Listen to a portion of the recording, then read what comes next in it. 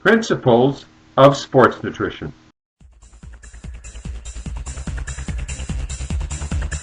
Today, women are participating in virtually any sport that men are engaged in, whereas historically their activity or participation was confined to what was perceived as sports reserved only for women.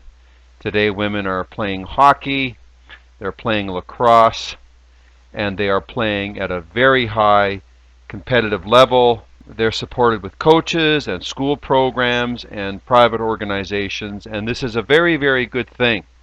As a father with 2 daughters and 3 granddaughters, it makes me very proud and happy to see all of them engaged in sports that they love, that they can train for, and devote much of their personality and energy into.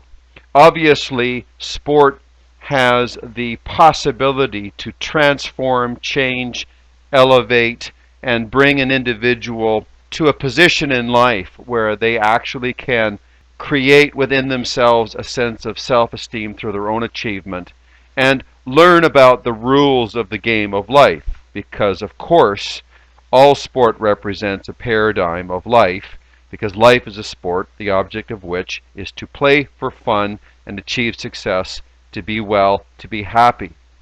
Sport should theoretically be an opportunity to demonstrate our excellent sportsmanship, our skill, and our potential as human beings. Now, unfortunately, violence in female sports is also increasing as gender type roles change. So as more and more females get involved in rough sports such as hockey or lacrosse, you're going to see more injuries. Historically, there has been a lot less injuries in female games and sports than men, generally speaking. And this is not an absolute, it's a relative statement. Generally speaking, females, when they engage in sport, tend to cheat less and injure each other less and demonstrate more regard for the sanctity of life than men.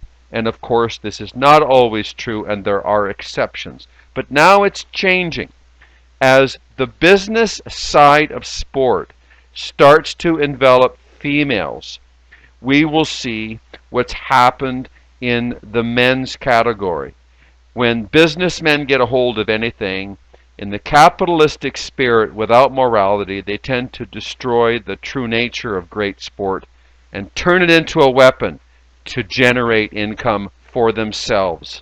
The most common types of female sports injuries occur in the knee, the feet, and the back. And of course, like men, these injuries are spread out through the body. But it's interesting when you study the site of injury, the sites that are most common in males and females, to see the variance in distribution.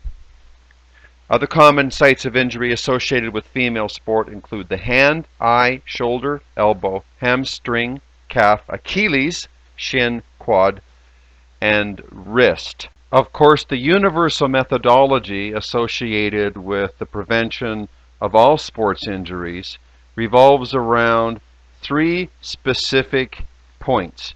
Number 1, excellent hydration.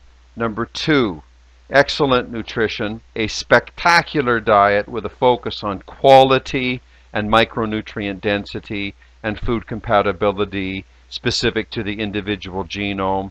And finally, 3, the element of training for the sport, being in great shape and preparing for the sport, and doing everything that it takes, including working with coaches and excellent equipment and training in an environment that is superlative. All of this adds up to the capacity to perform and really, really enjoy the game, but also to minimize injury, because an individual who is super strong, super flexible, and super fit is simply less likely to experience injury compared to the alternative.